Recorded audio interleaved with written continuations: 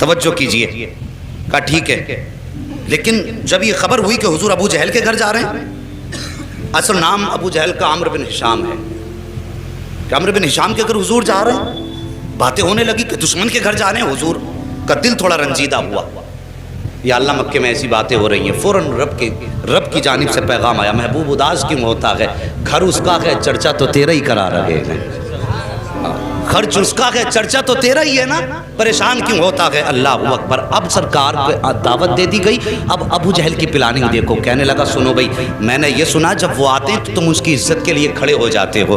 آج وہ آئے نا تو کوئی کھڑا مت ہو جانا، اپنی جگہ سے مت اٹھ جانا، تاکہ انہیں لگے کہ ان کی اوقات کیا گئی. اسے معلوم نہ تھا آج پالا کس سے پڑ گیا ہے، یہ جانتا نہیں تھا آج کس سے پنگا لے رہا ہے. کہا اٹھنا مت، تاکہ انہیں اپنی عزت کا پتہ چل جائے. لیکن یہ اپنی پلاننگ کر رہا تھا. ادھر رب نے فرمایا جبریل جی رب جلیل. کہا کیا کر رہے ہو؟ کہا رب حکم فرما دے. کہا آج ابو جہل کے گھر میں پلاننگ ہو رہی ہے، محبوب آئے تو پھر کسی کو اٹھنا نہیں ہے. کہا جاؤ فرشتوں کی جماعت ساتھ لے کے چلے جاؤ، اور جتنے بیٹھے ہیں نا ابو جہل عتبہ شیبہ بڑے بڑے دشمن، سب کے پیچھے جا کے ایک ایک فرشتہ کھڑا کر دو. جیسے محبوب پہنچے اور جو اٹھنا نہ چاہے، جبریل تیری ذمہ داری ہے کان پکڑ کے اس کو سیدھا کھڑا کر دینا.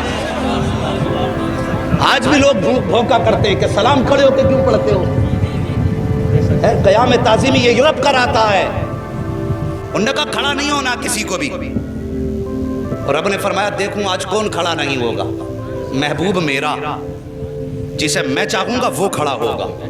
بس نبی کی شان سن لو. بات کر دی اس نے کہ کوئی اٹھ کے کھڑا مت ہونا. اللہ اکبر. ادھر میرے نبی ساتھ میں چند صحابہ ہیں. اسلام کا ابتدائی دور ہے. ابو جہل کی محفل میں بیٹھے ہوئے ہیں لوگ، جماعت در جماعت. اس کے اپنے چاہنے والے بڑے بڑے کافر مکے کے بیٹھے تھے، اور یہ چاہتے تھے نبی کو ذلیل کرے معاذ اللہ، ان کی گردن جھکائیں. لیکن انہیں معلوم نہ تھا فانوس بن کے جس کی حفاظت ہوا کرے، وہ شمع کیا بجھے جسے روشن خدا کرے. اللہ اکبر. وہ کیسے شرمندہ کر سکتے تھے جس کو کائنات کو جس کے قدموں سے عزت ملی ہو، اس کو کیسے ذلیل کیا جا سکتا ہے؟ میرے حضور نے قدم رکھا. ابو جہل نے عتبہ کے کونی ماری، عتبہ نے شیبہ کے کونی ماری. ایک دوسرے کے کونی مار کے کہنے لگے آ گئے اٹھ کے کھڑے مت ہو جانا. لیکن جیسی آئے نا حضور نے بھی دروازے پہ قدم رکھا تھا. پہلا قدم حضور نے اندر رکھا. ابو جہل نے سب کو دیکھا اٹھنا نہیں. جیسی کہا نا اٹھنا نہیں، ابو جہل کے پیچھے جبریل امین کھڑے تھے. سب سے پہلے ابو جہل کا کان پکڑا اور سیدھا کھڑا کر دیا. جب ابو جہل کھڑا ہوا، عتبہ خود کھڑا ہو گیا، شیبہ خود کھڑا ہو گیا، دشمن خود بخود کھڑے ہو گئے.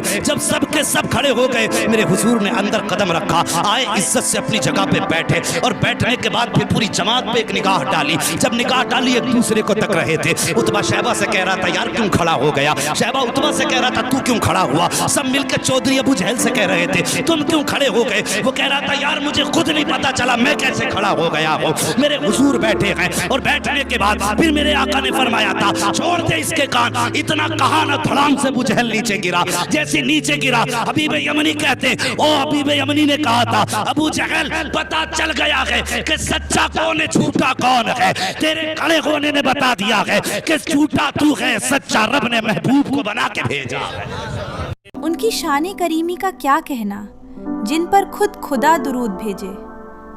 دشمنوں کی ہر سازش خاک میں مل گئی، اور میرے نبی صلی اللہ علیہ وسلم کا نام ہر دنیاوی طاقت سے اوپر رہا ہے اور ہمیشہ رہے گا. بے شک یہ اللہ کا فیصلہ ہے. ایسی مزید ویڈیوز کے لیے ہمارے چینل کو لائک اور سبسکرائب ضرور کریں. جزاک اللہ.